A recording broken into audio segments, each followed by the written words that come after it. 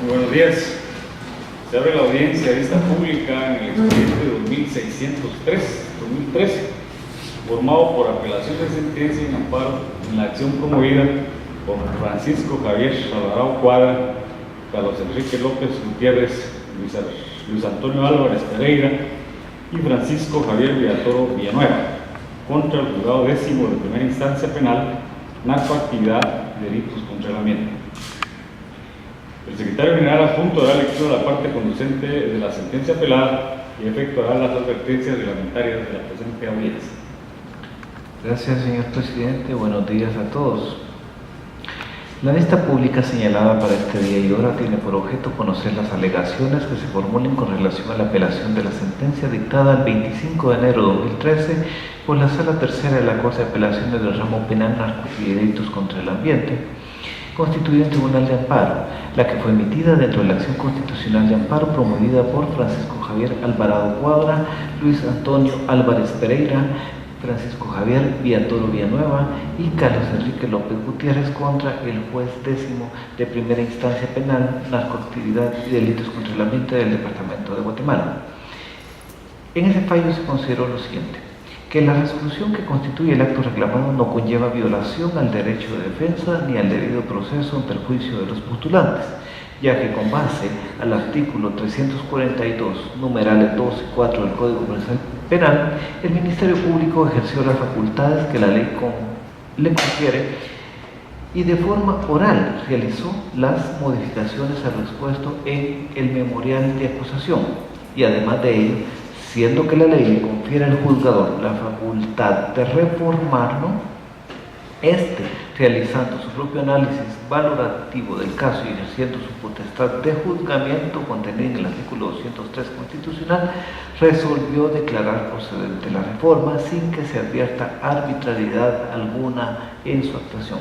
En este sentido, la autoridad reclamada actuó dentro del ámbito de las facultades que la ley le asigna, y si lo resuelto en el acto reclamado no fue favorable a los amparistas, no por ello puede la jurisdicción constitucional subrogar a la ordinaria en el conocimiento y resolución de un aspecto ya sometido a su conocimiento, ya que ahora se pretende hacer valer por medio del amparo, obviando que el planteamiento de dicha acción constitucional no puede constituir una instancia revisora del optado por un tribunal de la jurisdicción ordinaria. En el segmento resolutivo se dispuso: deniega por notoriamente improcedente el amparo solicitado por Francisco Javier Alvarado Cuadra, Luis Antonio Álvarez Pereira, Francisco Javier Villatoro Villanueva y Carlos Enrique López Gutiérrez en contra del juzgado 10º de primera instancia penal en narcoactividad y delitos contra el ambiente. Se condena en costas a los postulantes y se impone multa de 1.000 quetzales a cada uno de los abogados patrocinantes, Edgar Rodolfo Vázquez Ayala y José Luis Rivera Carrillo. Ahora bien, a los que harán uso de la palabra en la presente audiencia de esta pública, se les hace de su conocimiento de que, conformidad con las disposiciones reglamentarias respectivas, deberán dirigirse directamente al tribunal, alegar en forma oral, concretarse al asunto planteado, ser breves, concisos, precisos en su posición, absteniéndose de proferir expresiones irrespetuosas o alusivas a las partes. Para ese efecto, cada una de las partes participantes cuenta con un tiempo no mayor de 15 minutos. Es todo, señor presidente. Muchas gracias. Gracias. Pueden hacer uso de la palabra los solicitantes del amparo, apelantes y solicitantes de la vista pública, Carlos Enrique López Gutiérrez, Luis Antonio Álvarez Pereira y Francisco Javier Villatoro Villanueva, quienes actúan con el patrocinio del abogado José Luis Rivera Carrillo, quien lo hará en de todo. Muchas gracias, señor presidente. Muy buenos días, señores magistrados. En esta ocasión se formuló una apelación del amparo promovido en virtud de lo resuelto por la sala que conoció al respecto. En ello se advierte que considera la sala que el órgano jurisdiccional actuó en cumplimiento del artículo 342, numeral 2 y 4.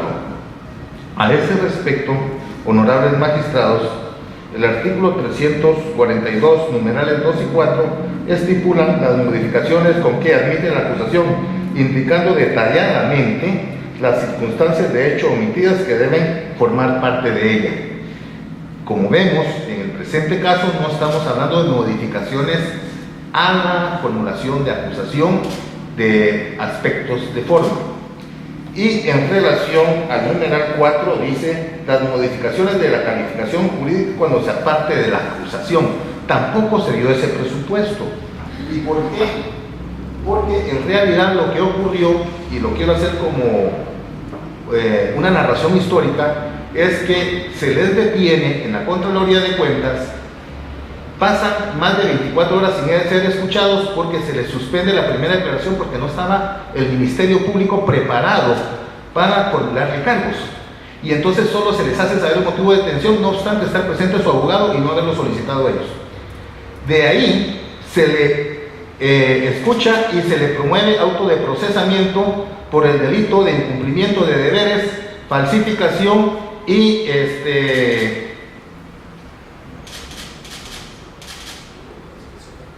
asociación para la concusión. Cuando se pide una modificación del auto de procesamiento, se les dice que la asociación para la concusión no puede concurrir porque es un delito que es de carácter supletorio, no es un delito principal, es accesorio, perdón. Entonces, lo que hace la juez es que modifica el auto de procesamiento y se lo suma, sin haber tomado la primera declaración sobre el delito de la concusión. Pero cuando llegamos a la fase en la que se conoce sobre la procedencia de la formulación de acusación, el Ministerio Público renuncia y pide el sobreseimiento sobre todos los delitos, menos por el delito de incumplimiento de deberes. En el delito de incumplimiento de deberes, como podemos ver en la formulación de acusación, lo hacen en contra de cada uno de ellos porque no le avisaron a su superior jerárquico. Entonces, en ese sentido, no cumplieron con el deber que tenía con relación a la ley de la Contraloría General de Cuentas. Pero viene y dice que lo modifica ligeramente. Y entonces viene y dicen que no cumplió con los deberes porque omitieron denunciar hechos que eran constitutivos de delito porque habían 6 sanciones que se imponen y que esas 6 sanciones debieron de haberse informado como acciones penales y que no se hizo de esa manera. Como podemos observar, honorables magistrados, esto significa que se está dando una comisión de delito por analogía, porque no existe el delito de incumplimiento de deberes por omisión de denuncia, y entonces violamos los principios básicos de la teoría del delito en cuanto a la tipicidad, ya que el acto descripto en la norma debe ser lo que establece para el efecto el incumplimiento de deberes, o en su caso la omisión de denuncia, que tienen completamente distintas los conceptos que en ellas se vierten como presupuestos para que se cumpla el delito. En ese sentido, el delito de incumplimiento de deberes estipula la norma: comete delito de incumplimiento de deberes el funcionario empleado público que omitiere, rehusar o retardar de realizar acto propio de su función o cargo. El responsable de este delito será sancionado con pena de prisión de 3 a 6 años e inhabilitación especial. Por su parte, el artículo 457 estipula omisión de denuncia.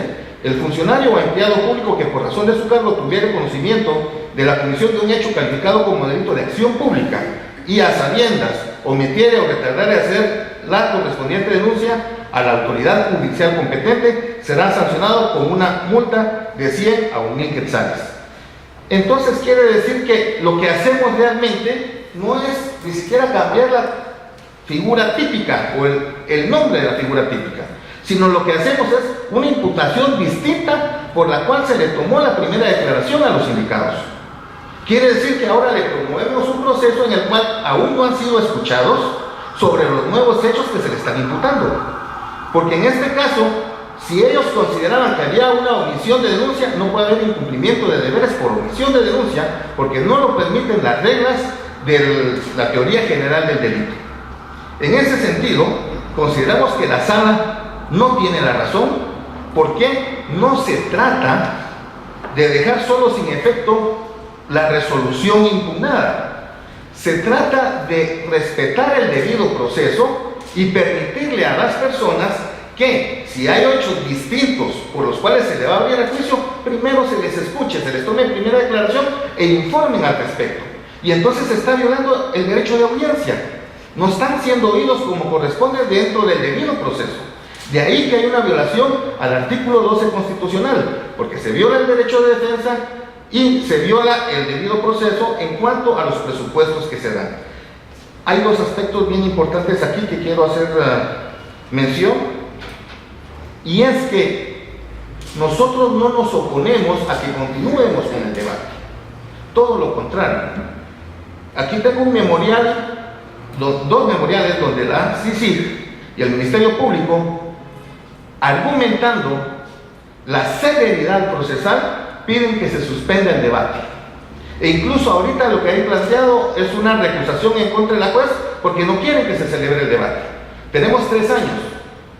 ¿Y cómo es posible que una entidad que está encargada para proteger los derechos humanos vengan y soliciten la suspensión de un debate? Sin ningún argumento más que decir que quieren reunir a los demás sindicados dentro de la misma audiencia. Eso no es una circunstancia dable dentro de un Estado de Derecho que buscamos fortalecer a través de la democracia. Y entonces resulta que los sindicados han estado luchando para que el debate se realice. No obstante existir esta acción de amparo, porque consideramos que lo que debió ocurrir en la audiencia era que si ellos cambiaban la figura delictiva, no podían cambiar los hechos por los cuales se les había escuchado la primera vez. Y si se cambiaban los hechos, nada costaba y nada cuesta aún que se les tome la primera declaración, y si existe lugar existen los motivos racionales suficientes para que se dicte el auto de procesamiento, que así se haga. O sea, se puede retomar las cosas, no pido impunidad, todo lo contrario. Lo que pido es que cumplamos con el debido proceso, que seamos respetuosos de la ley, y lo que pido especialmente es que se garanticen los derechos de acceso a la justicia.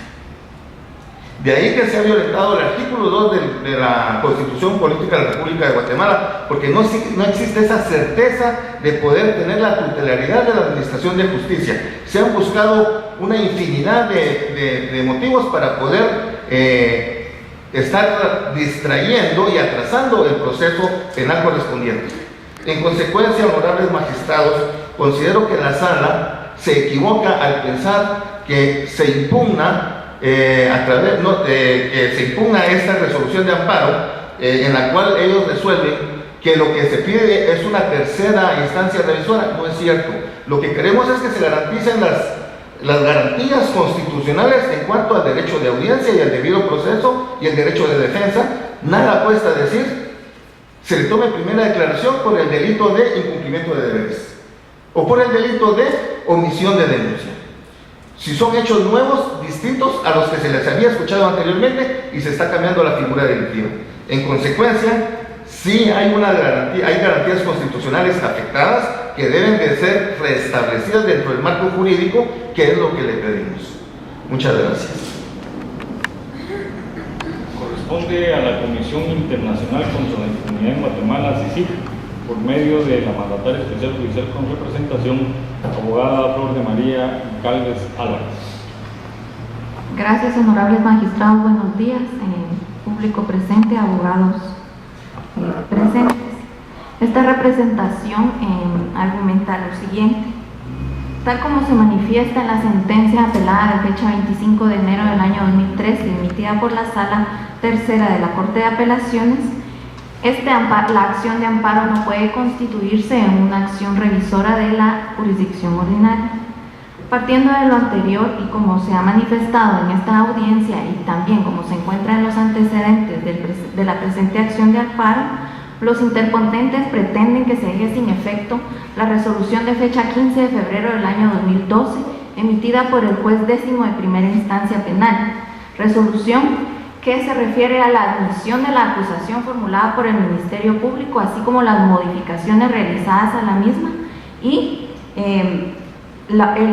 la orden de admitir y de abrir a juicio en contra de los señores interponentes del presente amparo. Esto está expresamente prohibido por la Constitución en el artículo 211, en virtud de que no se puede constituir una tercera instancia. En tal sentido, pues esta representación estima que el juez décimo de primera instancia actuó dentro de las facultades conferidas por el artículo 203 de la Constitución Política de la República, así como lo que establece el artículo 342 del Código Procesal Penal.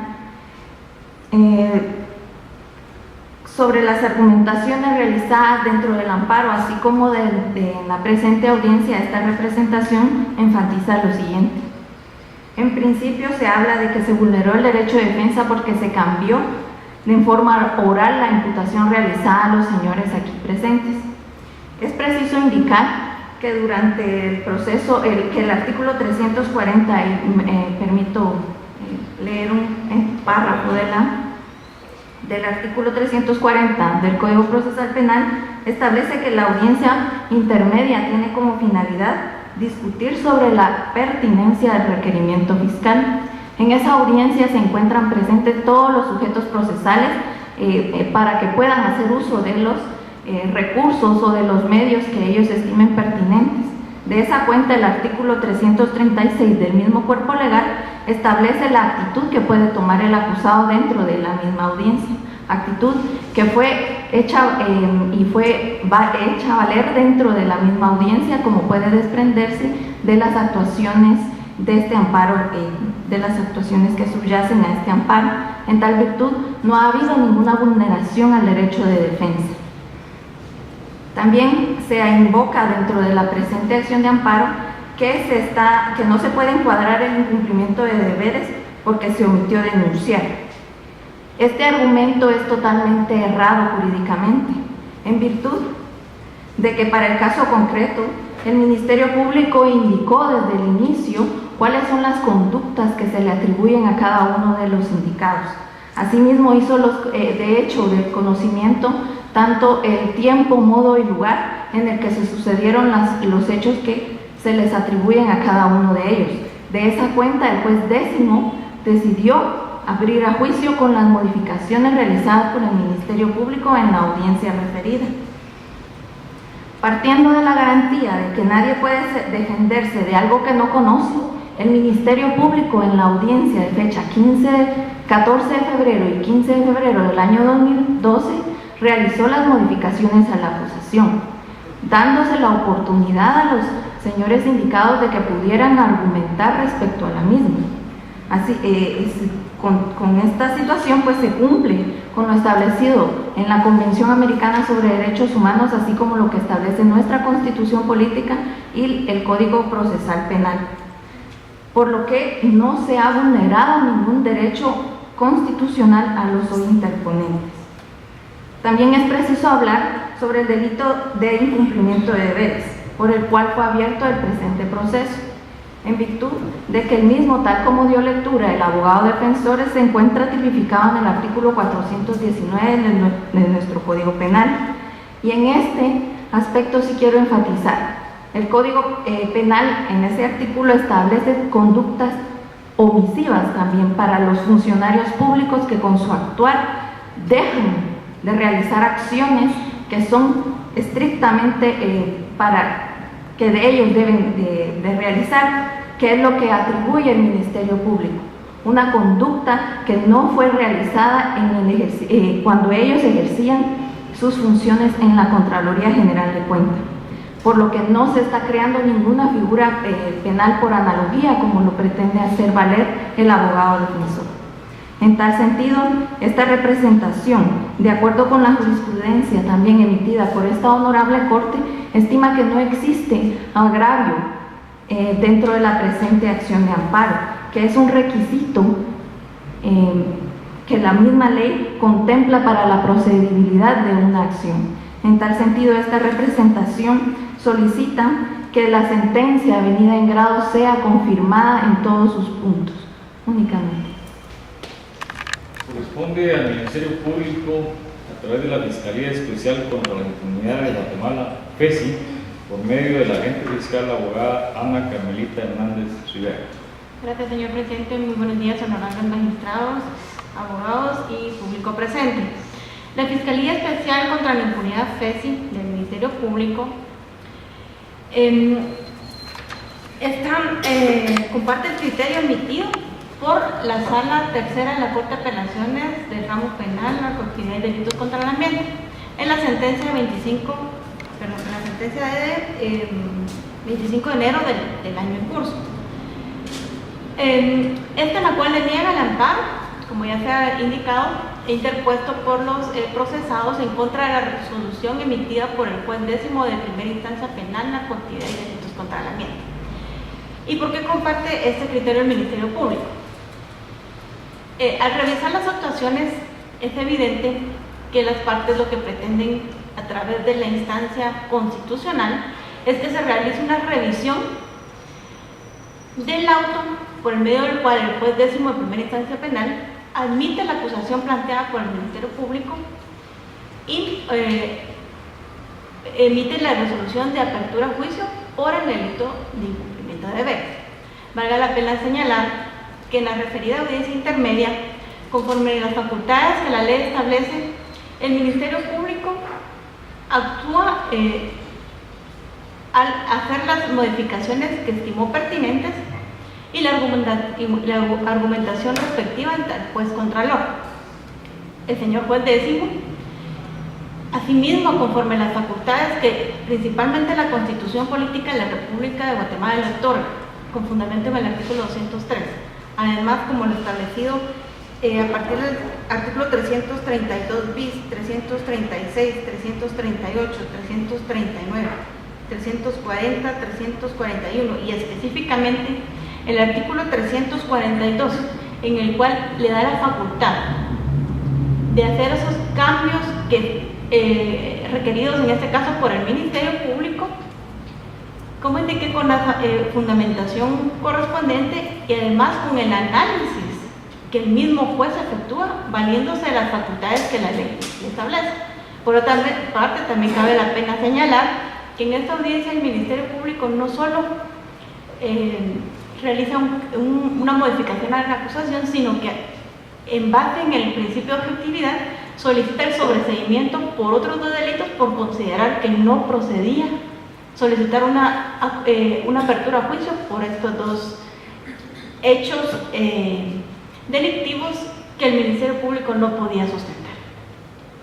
De esa cuenta, el Ministerio Público, a través de la Fiscalía FESI, estima que no es posible que a través de las instancias constitucionales los procesados pretendan que se realice una revisión de la resolución emitida por el juez décimo, por las argumentaciones antes indicadas.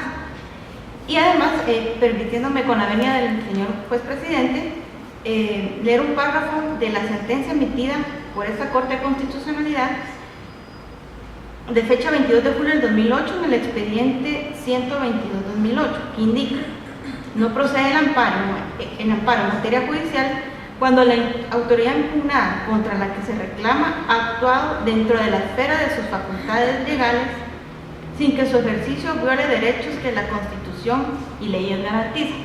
De esa cuenta, el Ministerio Público no observa ninguna violación a ningún principio constitucional ni procesal, dado que en la misma audiencia de intermedia, los procesados a través de su defensa tuvieron la oportunidad de plantear objeciones al requerimiento del Ministerio Público.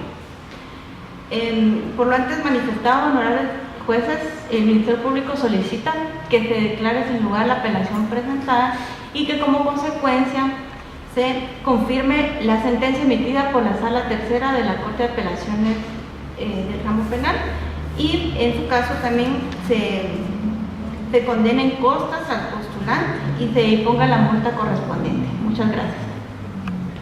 De nuevo, el Ministerio Público, esta vez a través de la Fiscalía de Asuntos Constitucionales, Amparos y Exhibición Personal, por medio de la agente fiscal, la abogada Ana Guillermina Galindo Martínez. Gracias, señor presidente. Buenos días, honorables magistrados.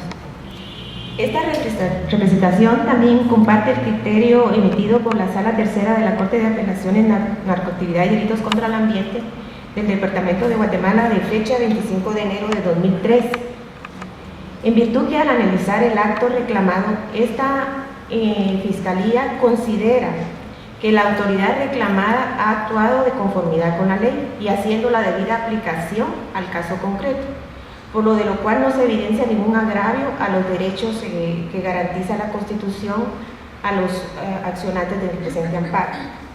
Asimismo, esta institución considera que el hecho de que la resolución impugnada no sea conveniente a los intereses de los accionantes en este caso, no quiere decir que exista una violación al derecho constitucional relevante que deba ser conocido por esta protección constitucional, ya que al parecer de esta Fiscalía lo que los accionantes persiguen es crear una tercera instancia revisora de lo actuado por el Juzgado Décimo de Primera Instancia Penal, lo cual, a pesar de que existen fallos reiterados por parte de esta Corte, en donde por la naturaleza del amparo, que es de carácter subsidiario y extraordinario, no se puede utilizar el mismo como un medio revisor para revisar, a la redundancia, las actuaciones emitidas por los tribunales de jurisdicción ordinaria, ya que a estos compete exclusivamente conocer y emitir las leyes de conformidad con el artículo 203 constitucional. Por otro lado, el acto reclamado no constituye en el presente caso un acto definitivo, ya que lesiona el interés de los accionantes, ya que va a ser al momento que se dicte sentencia que el tribunal competente será el encargado de conocer y resolver la controversia a través de la valoración de los órganos de prueba y de la sana crítica razonada, en la cual tendrá que resolver si se causa o no el agravio que ellos indican. Por lo que, con todo respeto, solicito al honorable tribunal que al emitir sentencia se deniegue el recurso de apelación planteado y se hagan las demás declaraciones que en derecho corresponden de acuerdo a la ley de la materia. Muchas gracias. Se clausura la audiencia de vista pública.